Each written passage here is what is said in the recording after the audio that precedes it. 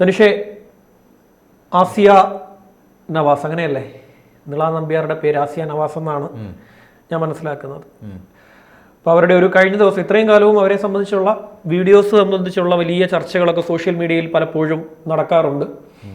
പലപ്പോഴും അവരുടെ വീഡിയോസൊക്കെ ഇങ്ങനെ വളരെ വൈറലാണ്, പല വീഡിയോസും വൈറലാണ്. ആളുകൾ ഒരു വലിയൊരു ജനക്കൂട്ടം അത് കാണാനുമുണ്ട്. അവരുടെ വ്യൂവേഴ്സ് നോക്കുമ്പോൾ അത് നമുക്ക് കാണാനും പറ്റും, നല്ല വ്യൂവേഴ്സ് അവർക്ക് ലഭിക്കുകയും ചെയ്യുന്നുണ്ട്. ഇപ്പോൾ കഴിഞ്ഞ കുറച്ച് ദിവസങ്ങൾക്ക് മുമ്പ് അവർ ഇവിടുത്തെ ഒരു ചാനലിൽ ഒരു ഇൻ്റർവ്യൂ കൊടുത്തു. അവരുടെ യഥാർത്ഥ പേര് ആസിയ എന്നാണെന്നും അവരെ അവരുടെ മതം മഹല്ല് കമ്മിറ്റി പുറത്താക്കിയതാണെന്നും തുടർന്നാണ് അവർ നിള നമ്പ്യാരായി മാറിയതെന്നും പേര് സ്വീകരിച്ചതെന്നും ആനയ്ക്കൊക്കെ ഹിന്ദുക്കളുടെ പേരാണല്ലോ ഇടുന്നത് എങ്കിൽ എനിക്കും ആകാമല്ലോ എന്നൊരു വാദം അവർ ഉന്നയിക്കുകയും അതിനെതിരെ ഒരു പ്രമുഖ മാധ്യമ പ്രവർത്തകൻ ഫേസ്ബുക്കിൽ പോസ്റ്റ് ഇടുകയും ഈ പോസ്റ്റും ഇവരുടെ ഈ ഇൻ്റർവ്യൂവും രണ്ടും ഇപ്പോൾ വൈറലാണ്. ഇതിൽ രണ്ട് കാര്യമുണ്ട്. ആനയ്ക്ക് ഹിന്ദു പേരാണ് ഇടുന്നത് എന്നുള്ളത് സത്യമാണ്. പക്ഷെ നമ്മൾ ഒരിക്കലും ആനയ്ക്ക് ജാതി പേരിടുന്നത് കണ്ടിട്ടില്ല. ഇല്ല അല്ലേ? തെച്ചിക്കോട്ടുകാവ് രാമചന്ദ്ര മേനോൻ എന്നൊരു ആനയ്ക്കും പേരിടാം. രാമേന്ദ്രൻ നായർ അങ്ങനെയൊന്നും നമുക്കൊരു ആനയ്ക്കും പേരിടാറില്ല. ഇതിൽ പ്രശ്നമെന്ന് പറഞ്ഞാൽ നിള നമ്പ്യാർ എന്ന് പറയുന്ന ആസിയ നവാസ് മതം മാറിയെന്ന് പറയുന്നു. പക്ഷേ അതിന് യാതൊരു വിധ തെളിവുമില്ല. അവർ പറയുന്നതാണ് മതം മാറിയെന്ന്. അവർ എന്താണ് അവർക്ക് സൈറ്റോ അങ്ങനെ എന്തോ ഉണ്ടെന്നാണ് മനസ്സിലാക്കുന്നത്. എനിക്കതിൽ വ്യക്തതയില്ല. യൂട്യൂബ് ചാനലുണ്ട്. പിന്നെ അവർ പല ആൾക്കാരും പറയുന്നത് അവരൊരു പോൺ സൈറ്റിലാണ് അവരുടെ വീഡിയോസ് ഒക്കെ വരുന്നത് കൂടുതൽ എന്നാണ് പറയുന്നത്. പോൺസ് പക്ഷേ അവർക്ക് സ്വന്തമായിട്ട് സൈറ്റ് ഉള്ളതായിട്ടൊന്നും എനിക്കറിയില്ല, എനിക്ക് വ്യക്തതയില്ല. ഇൻസ്റ്റാഗ്രാമിൽ അവർക്ക് പേജ് ഉണ്ടെന്ന് മനസ്സിലാവുന്നു.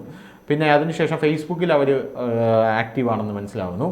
അപ്പോൾ ഇവർ നിള നമ്പ്യാർ എന്ന് പറഞ്ഞ പേരിൽ ഇവർ ഒരുപാട് നാളായിട്ട് ആക്റ്റീവാണ്. സമൂഹ മാധ്യമങ്ങളൊക്കെ ഇവരുടെ വീഡിയോ അങ്ങിങ്ങായിട്ട് തത്തിക്കളിക്കുന്നു. നമുക്കറിയാം ഇപ്പോൾ സോഷ്യൽ മീഡിയയിലും പോൺ അവൈലബിൾ ആവാനായിട്ട് വലിയ ബുദ്ധിമുട്ടൊന്നുമില്ല. ഫേസ്ബുക്കിൽ പോൺ അവൈലബിൾ ആണ്, ട്വിറ്ററിൽ പോൺ അവൈലബിൾ ആണ്, ഇൻസ്റ്റാഗ്രാമിലും പോൺ അവൈലബിൾ ആണ്. ഇതെല്ലാം സോഫ്റ്റ് പോൺ എന്ന് പറയും. സോഫ്റ്റ് പോൺ ഇവിടെ എല്ലാം അവൈലബിൾ ആണ്. ഏറ്റവും കൂടുതൽ ഇതിൻ്റെ വേറൊരു വശമെന്ന് പറഞ്ഞാൽ ഷ്യാം, ഈ ഫോണൊക്കെ അവൈലബിൾ ആയിരിക്കുന്ന കാലത്ത് ഇവിടെയുള്ള കൊച്ചു കുട്ടികളുടെ കയ്യിൽ പോലും മൊബൈൽ ഫോൺ ഉണ്ട് എന്നുള്ളതാണ്. ഈ കൊച്ചു കുട്ടികളുടെ കയ്യിൽ പോലും മൊബൈൽ ഫോണും കാര്യങ്ങളും ഇപ്പോഴുണ്ട്. അവർക്ക് ഈസി ആയിട്ട് ഈ സാധനങ്ങൾ ആക്സസ് ചെയ്യാൻ പറ്റുന്നു എന്നുള്ളതാണ് ഇതിൽ ഞാൻ ഏറ്റവും കൂടുതൽ കൺസേൺ ആയിട്ടുള്ള ഒരു വശം എന്ന് പറയുന്നത്. അല്ലാതെ ഈ നിള നമ്പ്യാരോ നമ്പ്യാരുടെ പേരോ അതൊന്നുമല്ല ഞാൻ കൺസേൺ ആയിട്ടുള്ള വിഷയം. ഇവർ പ്രൊഡ്യൂസ് ചെയ്യുന്ന ഈ സാധനം പ്രൊഡ്യൂസ് ചെയ്ത് പുറത്തേക്ക് പോകുമ്പോൾ അത് കൊച്ചു കുട്ടികളുടെ കയ്യിൽ പോലും വളരെ ഈസി ആയിട്ട് അവർക്ക് ആക്സസ് ചെയ്യാൻ പറ്റുന്നു. കാരണം നമുക്കറിയാലോ, കോവിഡ് വന്നതിന് ശേഷം കൊച്ചു കുട്ടികളുടെ കയ്യിൽ വരെ മൊബൈൽ ഫോണുണ്ട്. ഡിജിറ്റലായിട്ട് പഠനത്തിൻ്റെ ഭാഗമായിട്ട് മൊബൈൽ ഫോണുണ്ട്. അപ്പോൾ അതൊരു വലിയ വശമാണ്. അത് വലിയ ഭീകരമായിട്ട് ഡിബേറ്റ് ചെയ്ത് നമ്മുടെ സമൂഹത്തിൽ മുകളിൽ വാള് പോലെ തൂങ്ങിക്കിടക്കുന്ന ഒരു വിഷയമാണ്. കാരണം ഈ പോൺ എന്ന് പറയുന്ന ഒരു സാധനം നമ്മൾ വിചാരിക്കും എന്താണ് പ്രശ്നക്കാരനല്ലാത്തൊരു സാധനമാണ്. പക്ഷേ അങ്ങനെയല്ല. ഇത് നമ്മുടെ ബ്രെയിനെയൊക്കെ വളരെ ദുഷിച്ച രീതിയിൽ ബാധിക്കുന്ന ഒരു സാധനമാണ്. എങ്ങനെയാണോ ലഹരി അതുപോലെ ബാധിക്കുന്ന ഒരു സാധനമാണ് പോൺ എന്ന് പറയുന്നത്. ഈ പോണിന് അഡിക്റ്റായി പോയി കഴിഞ്ഞാൽ കൊച്ചുകുട്ടികളുടെ ജീവിതം തകർന്നു പോകുന്ന ഒരു സാഹചര്യം ഉണ്ടാകും. അങ്ങനെ ഒരു സാഹചര്യം ഇതിന് അങ്ങനെ ഒരു വശമുണ്ട്, വലിയൊരു വശമുണ്ട്. അപ്പോൾ ഇത് ഒക്കെ മുൻനിർത്തി വേണം നമ്മൾ ഈ കാര്യത്തെ ആദ്യമായിട്ട് നമ്മൾ സമീപിക്കാൻ. ഒന്നാമത്തെ കാര്യം. രണ്ടാമത്തെ കാര്യം നിള നമ്പ്യാരുടെ വിഷയമാണ്. നിള നമ്പ്യാർ എന്ന് പറയുന്ന ആ വ്യക്തി ആസിയ നവാസ് ആയിരുന്നു എന്ന് ആ വ്യക്തി പറയുമ്പോഴാണ് നമുക്ക് മനസ്സിലാവുന്നത്. അതിനുശേഷമാണ് ഈ കോലാഹലങ്ങളെല്ലാം ഉണ്ടാവുന്നത്. മലപ്പുറം ജില്ലക്കാരിയാണ്, മുസ്ലിമായ ഞാൻ അവിടെ എനിക്ക് ഇത്തരത്തിലുള്ള സംഭവങ്ങൾ കാണിക്കുമ്പോൾ പ്രശ്നമുണ്ടായി. പ്രശ്നമുണ്ടായി. അങ്ങനെ പ്രശ്നമുണ്ടായ ശേഷം ഞാൻ എന്ത് ചെയ്തു? ഞാൻ ഹിന്ദുവായിട്ട് കൺവേർട്ടായി. അതിനുശേഷം നിള എന്ന് പറഞ്ഞൊരു പേരിട്ടു. നമ്പ്യാർ എന്ന് പറഞ്ഞ പേര് വലിയ സാമൂഹികമായിട്ടുള്ള ബോധമൊന്നും ഇല്ലാത്തത് കൊണ്ട് ഞാൻ അതിൻ്റെ കൂടെ കൂട്ടിച്ചേർത്തതാണെന്ന് ആ കുട്ടി പറയുന്നുണ്ട്. അത് വിശ്വസനീയമായിട്ടുള്ളൊരു വാദമാണ്. കാരണം ഈ ഇത്തരത്തിൽ ജാതി പേരിട്ട് പല ആൾക്കാരും ഇത്തരത്തിലുള്ള പോൺ വീഡിയോസ് ക്രിയേറ്റ് ചെയ്യുന്നുണ്ട്, പോൺ വീഡിയോസിൽ അഭിനയിക്കുന്നുണ്ട്. അവർക്ക് സ്വന്തമായിട്ട് ആപ്ലിക്കേഷൻസ് വരെയുള്ള സാഹചര്യം ഉണ്ടായിട്ടുണ്ട്. അത്തരത്തിലുള്ള പല ആപ്ലിക്കേഷൻസ് ഈയിടയ്ക്ക് കേന്ദ്ര സർക്കാർ നിരോധിക്കുന്ന ഒരു സാഹചര്യം ഉണ്ടായിട്ടുണ്ട്. പക്ഷേ ഇവർ വേറെ പേരിട്ട് വേറെ ആപ്ലിക്കേഷനിൽ വരും. നമുക്കറിയാം ശില്പ ഷെട്ടിയുടെ ഭർത്താവിനെയൊക്കെ ഈ കേസിൽ പിടിച്ചുകൊണ്ട് പോയ സാഹചര്യം ഉണ്ടായിട്ടുണ്ട്. നേരത്തെ ഉണ്ടായിട്ടുള്ള സാഹചര്യം ഉണ്ടായിട്ടുണ്ട്. അപ്പോൾ ഈ നിള നമ്പ്യാരുടെ വിഷയം ഇപ്പോൾ ഇവിടെ ഒരു സമുദായത്തെ മുഴുവൻ അധിക്ഷേപിക്കുന്ന രീതിയിലേക്ക് കാര്യങ്ങൾ മാറിയിട്ടുണ്ടെന്ന് ആ സമുദായം പറയുന്നുണ്ട്. അത് സത്യമല്ലേ? കാരണം ഈ നിള നമ്പ്യാർ എന്ന് പറയുന്ന പേരിട്ടിരിക്കുന്നത് ഒന്നാമത് ആ സമുദായത്തിലുള്ള ആളല്ല. രണ്ടാമത്തെ കാര്യം ഇതൊരു മുസ്ലിം സ്ത്രീയാണ്. ആ മുസ്ലിം സ്ത്രീ കൺവേർട്ടായെന്ന് പറയുന്നു. മതം മാറിയാൽ തന്നെ അത് അംഗീകരിക്കാനായിട്ട് സാധിക്കും. അവർ തൊഴിലെടുക്കുകയാണ് എന്ന് പറയുന്നുണ്ട്. ഞാൻ ഈ തൊഴിലെടുത്ത് ജീവിക്കുക അങ്ങനെയാണ് പറയുന്നത് എന്ന് പറയുന്നു. ഒരു ഘട്ടത്തിൽ ഞാൻ ആത്മഹത്യയിലേക്ക് നീങ്ങിയിരുന്നു. ഞാനും എൻ്റെ ഭർത്താവും ആത്മഹത്യയിലേക്ക് നീങ്ങുകയും ആത്മഹത്യ ചെയ്യാനായി മുറി തുറന്നിട്ട് ആത്മഹത്യ ചെയ്യാൻ ഒരുങ്ങവേ ഇളയ കുട്ടി എഴുന്നേറ്റെന്നും തുടർന്ന് അവർ ജീവിതത്തിലേക്ക് തിരിച്ചു വന്നതും എന്തായാലും മരിക്കാൻ തീരുമാനിച്ചവരാണ്. മരിക്കാൻ തീരുമാനിച്ച ഞങ്ങൾക്ക് ഇനി എങ്ങനെയും ജീവിക്കാമല്ലോ എന്നൊക്കെയാണ് അവർ പറയുന്നത്. അപ്പോൾ അവർ തൊഴിലെടുത്ത് ജീവിക്കുകയാണെന്നാണ് പറയുന്നത്. എൻ്റെ ഒരു എൻ്റെ ഒരു നിരീക്ഷണത്തിൽ, അല്ലെങ്കിൽ ഞാൻ മനസ്സിലാക്കുന്നത്, സുപ്രീം കോടതി പോലും ഈവൻ ദോ ഷീസ് നോട്ട് ലൈംഗിക തൊഴിലാളി അല്ലെങ്കിൽ പോലും സുപ്രീം കോടതി ലൈംഗിക തൊഴിലാളികൾക്ക് പോലും തൊഴിലെടുക്കാനുള്ള അവകാശം ഇവിടെ കൊടുത്തിട്ടുണ്ട്, അല്ലേ? അങ്ങനത്തെ വിധികളുണ്ട്, പല രീതിയിൽ വിധികളുണ്ട്. പക്ഷേ ഇതെന്ന് പറഞ്ഞാൽ പബ്ലിക് ന്യൂയിസൻസ് ആണ്. മനസ്സിലായില്ലേ? പബ്ലിക് ന്യൂയിസൻസ് ആണ്. ഇത്തരത്തിൽ എന്ന് പറഞ്ഞാൽ ഇവർ ഷൂട്ട് ചെയ്യുന്നതും കാര്യങ്ങളുമല്ല. ഇതുപോലുള്ള പല ആൾക്കാരും പല ഓപ്പൺ പ്ലേസുകളിലും കാര്യങ്ങളൊക്കെ പോയി ഷൂട്ട് ചെയ്യുന്നുണ്ട്. ഞാൻ പറയട്ടെ, നമ്മുടെ നിയമവ്യവസ്ഥ അനുസരിച്ച് പബ്ലിക് ന്യൂയിസൻസ് പ്രകാരം ഇതിൽ കേസെടുക്കാനുള്ള നല്ല വകുപ്പുണ്ട് ഇതിൽ. അങ്ങനെ കേസെടുത്ത് ഇവരെ വേണമെങ്കിൽ അകത്താക്കാനുള്ള വകുപ്പുണ്ട്. പോരാത്തതിന് സോഷ്യൽ മീഡിയയിൽ ഇത്തരത്തിലുള്ള കാര്യങ്ങൾ കാണുന്നതിന് കുഴപ്പമില്ല. പോൺ എനിക്കും ഷാമിനും ചുറ്റുമുള്ള ആർക്ക് വേണമെങ്കിലും കാണാം. നമ്മുടെ സ്വകാര്യതയിൽ ഇരുന്നു കൊണ്ട് പോൺ കാണാമെന്നാണ് പറയുന്നത്. പക്ഷേ അത് ഷെയർ ചെയ്യുന്നത് കുറ്റകരമാണ്.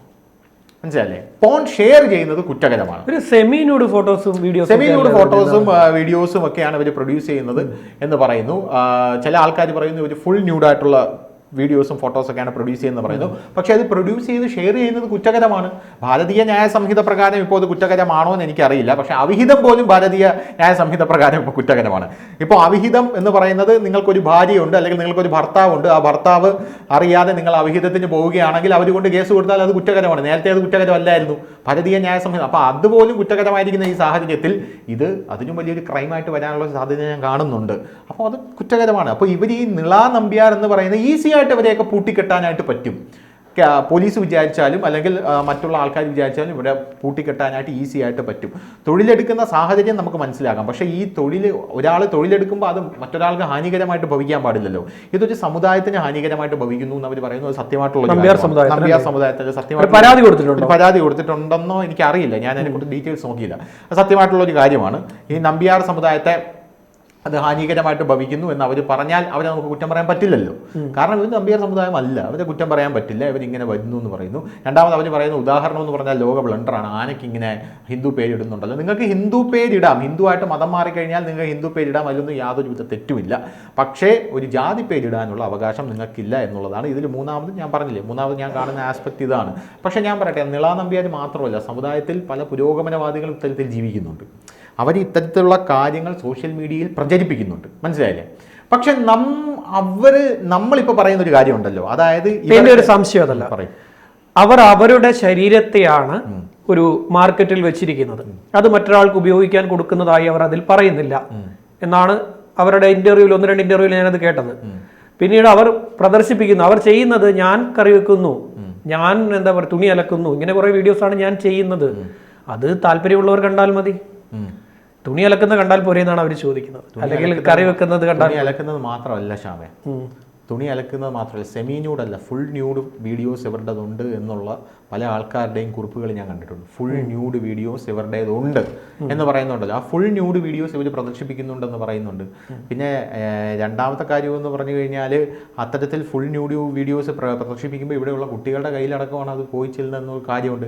അത് പറഞ്ഞപ്പോഴാണ് കേട്ടോ, ഞാനിപ്പോൾ ഈ ഇൻസ്റ്റഗ്രാമിൽ പിതാവാണെന്നാണ് മനസ്സിലാക്കുന്നത്, കുട്ടിയുടെ പിതാവാണെന്നാണ് മനസ്സിലാക്കുന്നത്.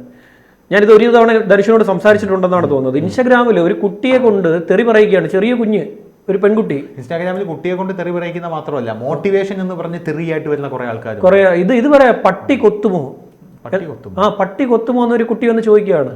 അപ്പോൾ ഒരു കൊച്ചു പയ്യനും, ഈ കൊച്ചു പെൺകുട്ടിയാണ് ചോദിക്കുന്നത്. ഒരു കൊച്ചു പയ്യൻ ഈ ഇദ്ദേഹത്തിന്റെ അടുത്തിരുന്നിട്ട് ഇദ്ദേഹത്തിന്റെ ഈ അടുത്തിരിക്കുന്ന പയ്യൻ തെറിയാണ് തിരിച്ച് മറുപടി പറയുന്നത്. ഞാൻ വിചാരിച്ചു ഇത് ഒരൊറ്റ വീഡിയോ ആണെന്ന്. പിന്നീട് തപ്പിപ്പോയപ്പോൾ ശരിക്കും വീഡിയോസ് ഈ കുട്ടികളെ അവരെ കൊണ്ടൊക്കെ ദുരുപയോഗം ചെയ്യപ്പെടുന്ന സാഹചര്യം, ദുരുപയോഗം ചെയ്യുന്ന കുട്ടികളെ. ഇതില് പല ആസ്പെക്റ്റുകളുണ്ട് നിളാ നമ്പ്യാരുടെ കേസിൽ. ഒന്നാമത്തെ കാര്യം, ഇത് എല്ലാ ആൾക്കാർക്കും എല്ലാ രീതിയിലും എടുത്ത് ഉപയോഗിക്കാൻ പറ്റും. നമ്പ്യാർ സമുദായത്തിന് ഞങ്ങളുടെ സമുദായത്തെ അധിക്ഷേപിച്ചു എന്ന് പറഞ്ഞ് ഉപയോഗിക്കാൻ പറ്റും, ഒന്നാമത്തെ കാര്യം. രണ്ടാമത്തെ കാര്യം, ഹൈന്ദവ സമൂഹത്തിന് ഞങ്ങളെ മുഴുവനായിട്ട് ഇവർ അധിക്ഷേപിക്കുന്നു എന്ന് പറയാം. കാരണം ഇവർ മുസ്ലിം സ്ത്രീയായിട്ട് കൺവേർട്ട് ചെയ്തു. അങ്ങനെ ഒരു മതസ്പർദ്ധാ വിഷയം വേണമെങ്കിൽ ഇതിനകത്ത് ക്രിയേറ്റ് ചെയ്യാനായിട്ട് നല്ലൊരു സ്കോപ്പ് ഉണ്ട്. അതുകൊണ്ട് ഞാൻ പറയുന്നത്, പോലീസാണ് ഇതിൽ കൃത്യമായിട്ട് ഇടപെടേണ്ടത്. ഇത് മുളയിലേ നുള്ളിക്കളയേണ്ട ഒരു സാധനമാണ്. പോലീസ് ഇത്തരത്തിലുള്ള സാധനങ്ങൾ വരുമ്പോൾ അപ്പോഴേ നടപടികളിലേക്ക് പോകണം. അല്ലെങ്കിൽ എന്താണ് ചെയ്യാൻ പറ്റുന്നത് അതിൻ്റെ മാക്സിമം ചെയ്യണം. പോലീസ്. അങ്ങനെ ഒരു സാഹചര്യമുണ്ട്. മൂന്നാമത്തെ കാര്യം, സാമൂഹികപരമായിട്ട് ജാതിയില്ല, മതമില്ല, ഒന്നുമില്ല. നമ്മുടെ കുട്ടികളിലേക്ക് അടക്കമാണ് ഈ വീഡിയോസ് എല്ലാം ചെന്ന് വീഴുന്നത്. അത് വലിയ രീതിയിൽ അവരെ ഡാമേജ് ഉണ്ടാക്കും. ഈ ലൈക്കിന് വേണ്ടിയിട്ട് ഈ ഇവരെ അനുകരിക്കുന്ന ഒട്ടനവധി പേരെ ഇപ്പൊ കാണാൻ പറ്റുന്നുണ്ട്. ഒരുപാട് പേര്, അതിൽ കൂടുതലും യുവതികളാണ്. ഒരുപാട് പേര് ഒരു ലൈക്കിന് വേണ്ടിയിട്ടും ഇതിനു വേണ്ടിയിട്ടും, അതൊരു പക്ഷെ ഒരു കുടുംബത്തെ തന്നെ ബാധിച്ചേക്കാം. ഒരു കുടുംബത്തെയും ബാധിക്കാനുള്ള സാധ്യതയുണ്ട്. ഇവരെ അനുകരിക്കുന്നു. നമ്മൾ എപ്പോഴും മലയാളികളുടെ ഒരു വലിയ പ്രശ്നം അനുകരണമാണ്. എന്തിനേയും നമ്മൾ ഈ ഡിജിറ്റലി കാണുന്ന എന്തിനേയും നമ്മളെടുത്ത് മാതൃകയാക്കിക്കൊണ്ട് അനുകരിച്ചു കളയും. അതുകൊണ്ടാണ് നമ്മൾ സോഷ്യൽ മീഡിയ വളർന്നതിന്റെ ഏറ്റവും വലിയൊരു ഒരു ഗുണവുമുണ്ട് ദോഷവുമുണ്ട്. ഗുണം എന്ന് പറഞ്ഞാൽ സോഷ്യൽ മീഡിയ നല്ല രീതിയിൽ ഉപയോഗിക്കുന്ന ആൾക്കാരുണ്ട്. പല പേജുകളും നമ്മൾ കണ്ടില്ല നല്ല രീതിയിൽ ഉപയോഗിക്കുന്ന. ദോഷം എന്ന് പറഞ്ഞാൽ ഇതാണ്, സോഷ്യൽ മീഡിയ കൊണ്ട് എങ്ങനെയും കാശുണ്ടാക്കി ജീവിക്കാം എന്ന് പറഞ്ഞ് പല ആൾക്കാർ ഇത്തരത്തിൽ ഇറങ്ങുന്ന ഒരു സാഹചര്യം ഉണ്ടായിട്ടുണ്ട്. സോഷ്യൽ മീഡിയ കൊണ്ട് എങ്ങനെയും, അതുകൊണ്ടാണ് ഇതിൽ വലിയ രീതിയിൽ ഇൻവെസ്റ്റ്മെന്റ് ആൾക്കാർ നടത്തുന്നത്. മനസ്സിലല്ലേ? വലിയ വലിയ ഇൻവെസ്റ്റ്മെന്റുകൾ നടത്തി ഇവർക്ക് വേണ്ടി സെപ്പറേറ്റ് ആപ്പുകൾ ഉണ്ടാക്കുന്നു. നമ്മളൊരു കാര്യം ആലോചിക്കണം, മനുഷ്യൻ്റെ സന്തോഷം എവിടെ നിന്നാണ് കിട്ടുന്നത്? മനുഷ്യൻ്റെ സന്തോഷം കിട്ടുന്നതെന്ന് പറഞ്ഞാൽ, യഥാർത്ഥ സന്തോഷം കിട്ടുന്നത് ഞാൻ വർക്ക് ചെയ്യുന്നു, ഞാൻ വർക്ക് ചെയ്ത് കഴിഞ്ഞ ശേഷം എനിക്ക് ആ വർക്ക് സക്സസ് ആയാൽ എനിക്ക് സന്തോഷം കിട്ടും, ഇല്ലേ? രാവിലെ എഴുന്നേൽക്കുന്നു, എക്സസൈസ് ചെയ്ത് കഴിഞ്ഞാൽ എനിക്ക് സന്തോഷം കിട്ടും. സൺലൈറ്റ്, സൂര്യപ്രകാശം, നല്ല ഭക്ഷണം എന്ന് പറഞ്ഞാൽ നല്ല പ്രോട്ടീൻ റിച്ച് ഫുഡ് കഴിക്കുമ്പോൾ, ജിമ്മിൽ പോകുമ്പോൾ, ഈ സന്തോഷം, ഇതാണ് യഥാർത്ഥ സന്തോഷം. ഇത് കിട്ടുമ്പോൾ മനുഷ്യൻ്റെ തലച്ചോറിൽ സന്തോഷത്തിൻ്റെ ഹോർമോണായിട്ടുള്ള ഡോപ്പമിൻ എന്ന് പറഞ്ഞൊരു ഹോർമോൺ പ്രൊഡ്യൂസ് ആവും. ഈ ഡോപ്പമിൻ നമുക്ക് ഇങ്ങനെയും പ്രൊഡ്യൂസ് ആക്കാം, മറിച്ച് ഇതിന് കുറുക്ക് വഴിയുണ്ട്. അതാണ് പോൺ വീഡിയോസ് എന്ന് പറയുന്നത്. ആ പോൺ വീഡിയോ കാണുമ്പോൾ നമുക്ക് കിട്ടുന്ന ആനന്ദമുണ്ട്. അത് ഡോപ്പമിൻ പ്രൊഡ്യൂസ് ആവും, ഈസിലി ആയിട്ട് നമുക്ക് പ്രൊഡ്യൂസ് ആവും. അത്തരത്തിൽ ഡോപ്പമിൻ പ്രൊഡ്യൂസ് ആയി കഴിഞ്ഞാൽ, അതിന് അഡിക്റ്റായി പോയി കഴിഞ്ഞാൽ വലിയ വിപത്തിലേക്കാണ്. പിന്നെ ഞാൻ പറയട്ടെ, അത്തരത്തിൽ അഡിക്റ്റായി പോയ ആൾക്കാർ ഇരുന്നിടത്ത് നിന്ന് എഴുന്നേക്കില്ല. അവർക്കൊരു കാര്യം ചെയ്യാനുള്ള ഡിപ്രഷനിലോട്ട് പോകും. ഡിപ്രഷനിലോട്ട് പോകും. ലോകത്തിൽ ഏറ്റവും വലുതായിട്ട് വളരുന്ന ഇൻഡസ്ട്രി എന്ന് പറഞ്ഞാൽ പോൺ ഇൻഡസ്ട്രിയാണ്. ഷാം, ഏറ്റവും വലുതായിട്ട് വളരുന്ന ഇൻഡസ്ട്രി എന്ന് പറഞ്ഞാൽ പോൺ ഇൻഡസ്ട്രിയാണ്. നമ്മുടെ മാതാപിതാക്കൾ തന്നെ കുട്ടികളെ ഇതിനകത്ത് നിന്നും സംരക്ഷിക്കണം എന്നുള്ള കാര്യത്തിൽ യാതൊരുവിധ തർക്കവുമില്ല. ഞാൻ ഇതിനകത്ത് തുടക്കം കണ്ടപ്പോഴേ ഞാൻ പറഞ്ഞത് ഈ നമ്പ്യാർ, നിള നമ്പ്യാർ, ആ നമ്പ്യാർ, ഈ നമ്പ്യാർ, ഇങ്ങനെയുള്ള പേരും കാര്യങ്ങളൊന്നുമല്ല. ഇത് സോഷ്യൽ മീഡിയയിൽ ഇത് തടയിടണം ഏത് വിധേനയും. എന്ന് പറഞ്ഞാൽ പോൺ കാണുന്നത് തെറ്റൊന്നുമല്ല, കോടതി തന്നെ പറഞ്ഞിട്ടുണ്ട്, തെറ്റല്ല. പോൺ കാണാം, നമ്മുടെ സ്വകാര്യതയിൽ ഇന്ന് കാണാം, ഷെയർ ചെയ്യരുത്. ഇതാണ് പറയുന്നത്, നമ്മുടെ സ്വകാര്യതയാണ് ഷെയർ ചെയ്തത്. അപ്പോൾ അത്തരത്തിലൊരു സംഭവം ഇങ്ങനെ വരുമ്പോൾ ഈ കൊച്ചുകുട്ടികളുണ്ടല്ലോ, മൈനറായിട്ടുള്ള കുട്ടികൾ, അവരിലേക്കൊക്കെ ഇത് എത്തുമ്പോൾ അവർ ഇത്ര കുഞ്ഞുനാളിലെ അവരുടെ സ്വഭാവത്തിൽ വലിയ രീതിയിലുള്ള വൈകൃതങ്ങളുണ്ടാകും. തീർച്ചയായും വളരെ ഈ പോലീസിന്റെ ഒരു ഓപ്പറേഷൻ പി ഹണ്ട് ഉണ്ട്. ഓപ്പറേഷൻ പി ഹണ്ട് എന്ന് പറഞ്ഞു കഴിഞ്ഞാൽ ഈ ഇത്തരത്തിലുള്ള ഡിജിറ്റലി ഉള്ള ഇങ്ങനെയുള്ള സെക്ഷൽ വീഡിയോസ് പ്രചരിപ്പിക്കുക, കുട്ടികളുടെ നഗ്ന വീഡിയോസ് പ്രചരിപ്പിക്കുക, ഇതിനൊക്കെ അടിസ്ഥാനപ്പെടുത്തിക്കൊണ്ടാണ് അതിന്റെ തലപ്പത്തിരിക്കുന്നത് മനോജ് എബ്രഹാമാണ്. ചില ആൾക്കാർക്കുണ്ടല്ലോ ഇതിനെക്കുറിച്ച് വലിയ ധാരണ ഇല്ലാത്തത് കൊണ്ട് ഈ അന്ന് പി ഹണ്ട് ഞാൻ ശ്രദ്ധിച്ചായിരുന്നു, നീലക്കുറിഞ്ഞി എന്ന് പറഞ്ഞ ടെലിഗ്രാം ആപ്പ് ഉണ്ട്. ഈ ടെലിഗ്രാം ആപ്പിൽ ഒരു പോൺ ആപ്പ് ആയതുകൊണ്ട് തന്നെ ലക്ഷക്കണക്കിന് ആൾക്കാരാണ്, ലക്ഷക്കണക്കിനോ 10,000 ലക്ഷമാണെന്നാണ് എൻ്റെ ഓർമ്മ, അത് ഞാൻ വായിച്ചപ്പോൾ മനസ്സിലാക്കിയത്, ആൾക്കാർ അതിനകത്ത് ജോയിൻ ചെയ്തിരുന്നത്. ഈ ടെലിഗ്രാം ആപ്പിൽ ആ പത്രത്തിൽ എഴുതിയിരുന്നത്, ഒരു ടെലിഗ്രാം ആപ്പിൻ്റെ ഒരു പ്രത്യേകത എന്ന് പറഞ്ഞാൽ, ഇപ്പോൾ ഞാനോ ഷാമോ അതിനകത്ത് ജോയിൻ ചെയ്തില്ല, നമുക്ക് പ്രൈവസി വളരെ ഇമ്പോർട്ടൻ്റ് ആയതുകൊണ്ട് എനിക്ക് ഷാമിനെയോ ഷാമിന് എന്നെയോ കാണാൻ പറ്റില്ല. ഷാം അതിനകത്തുണ്ടെന്നോ ഞാൻ അതിനകത്തുണ്ടെന്നോ ഷാമിന് അറിയാൻ പറ്റത്തില്ല. അങ്ങനെയാണ് ആപ്പ് ടെലിഗ്രാം ഡിസൈൻ ചെയ്തിരിക്കുന്നത്. പക്ഷേ പോലീസിന് ഇതെല്ലാം കൃത്യമായിട്ട് അറിയാൻ പറ്റും. ആപ്പിലായിരുന്നു പ്രധാനമായിട്ടും ഈ കൊച്ചു കുട്ടികളുടെ ലൈംഗിക ദൃശ്യങ്ങളും കാര്യങ്ങളൊക്കെ. അതിലൊരു സംഭവം ഉണ്ട്, അതായത് ഈ പി ഹണ്ട് നടത്തിയ ഒരാളെ പിടിച്ചപ്പോൾ അയാൾ വ്യാപകമായിട്ട് ഈ വീഡിയോ ഷെയർ ചെയ്യുന്നത് പോലീസിന്റെ സൈബർ വിഭാഗം കണ്ടെത്തിയിട്ടാണ് ഇദ്ദേഹത്തെ പിടിക്കുന്നത്. ഈ വടക്കൻ മലബാറിലോട്ടുള്ള ഒരു കക്ഷിയാണ്, ഒരു യുവാവാണ്. അദ്ദേഹത്തെ പിടിച്ചപ്പോൾ ഇദ്ദേഹത്തിന്റെ കയ്യിൽ ശരിക്കും വീഡിയോസ് ഉണ്ട്. ഈ വീഡിയോസിൽ കാണിക്കുന്ന എല്ലാ രംഗങ്ങളും ഇയാൾ കുട്ടിക്കാലം മുതലേ ഇത് കാണുന്നുണ്ട്.